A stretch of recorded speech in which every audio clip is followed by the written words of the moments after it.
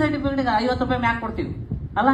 Well educated teachers, well educated people ತಪ್ಪಂತ ಗೊತ್ತಿದ್ರು ನಮ್ಮ ಅವಸರಕ್ಕೆ ನಾವು ದಾರಿ ತಪ್ಪಿಸ್ತೀವಿ.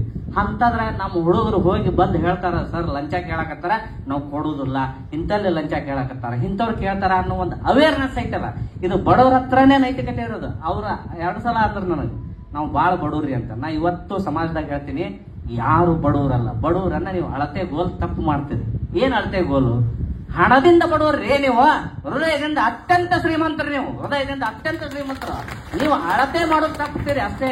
ಹೃದಯದಿಂದ ನಾವು ಶ್ರೀಮಂತರ ಅಂತ ಹೇಳ್ಕೋರಿ. ನಾವು ಹಣದಿಂದ ಬಡವರು ಇರ್ಬೋದು, ಹೃದಯದಿಂದ, ನೀತಿಯಿಂದ, ನ್ಯಾಯದಿಂದ, ಧರ್ಮದಿಂದ ನಾವು ಅತ್ಯಂತ ಶ್ರೀಮಂತರಂತ ಹೇಳ್ರಿ. ದೇಶದ ಪ್ರಧಾನಿಯಾಗಿ ಲೂಟಿ ಮಾಡ್ತಾರ, ದೇಶದ ಮುಖ್ಯಮಂತ್ರಿ, ರಾಜ್ಯದ ಮುಖ್ಯಮಂತ್ರಿಯಾಗಿ ಲೂಟಿ ಮಾಡ್ತಾರ. ಅವರು ನಮ್ಮಲ್ಲಿ ನೈತಿಕತೆ ನಮ್ಮ ಚಪ್ಪಲಿ ಕೆಳಗಬಹುದು. ಯಾಕೆ ನೀವು ಅದನ್ನ ನಿಮ್ಮನ್ನ ನೀವು ಅಲುಗಾಡಿಸ್ಕೋತೀರಿ? ಯಾಕೆ ನಿಯತ್ತಿನಿಂದ ಬೆವರ ಹರಿಸಿ ದುಡ್ದು ನಾವು ಮಕ್ಕಳನ್ನ ಸಾಕ್ತಾ ಇದೀವಿ ಅಂದ್ರ ನಮ್ಮ ನಿಯತ್ತು, ನಮ್ಮ ಶ್ರೀಮಂತಿಕೆ ಎಲ್ಲಿದೆ ಅಂದ್ರೆ ಹೃದಯದಲ್ಲೇ ಐತ್ರಿ. ಹೃದಯ ಶ್ರೀಮಂತಿಕೆ ಐತಿ ನಮಗೆ. ಯಾವ ಶ್ರೀಮಂತಿಕೆ ಇದೆ ನಮಗೆ?